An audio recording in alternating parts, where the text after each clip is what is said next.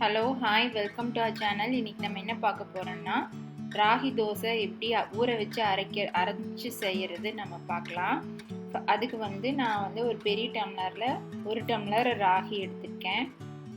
அதே ஈக்குவலாக அரிசி எடுத்திருக்கேன்.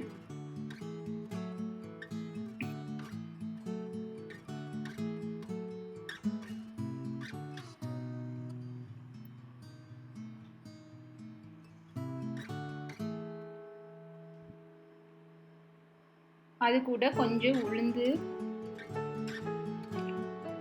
அப்புறம் கொஞ்சம் வெந்தயம், இதெல்லாம் ப்ரீவியஸ் டே நைட்டே ஊற வச்சிடணும். ஏன்னா ராகி ஊற கொஞ்சம் லேட் ஆகும். ப்ரீவியஸ் டே நைட்டே ஊற வச்சிருங்க. இப்போ அடுத்த நாள் ஊறியாச்சு. இதை அரைச்சிடலாம். இப்போ அரைச்சி இந்த மாவை புளிக்க வைக்கணும்.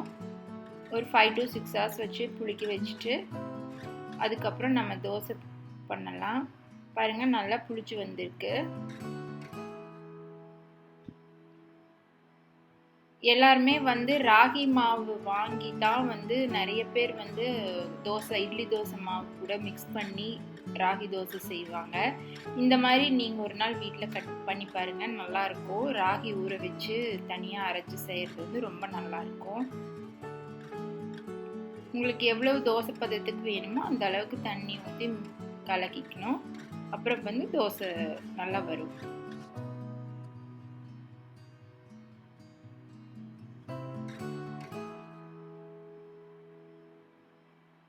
ராகி கொஞ்சம் வேகறதுக்கு லேட் ஆகும், அதனால மெதுவாக வேக வச்சு எடுத்துக்கோங்க.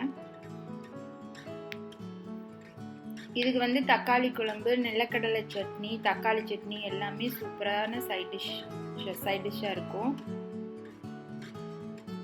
நீங்களும் இந்த மாதிரி வீட்டில் ட்ரை பண்ணி பாருங்க.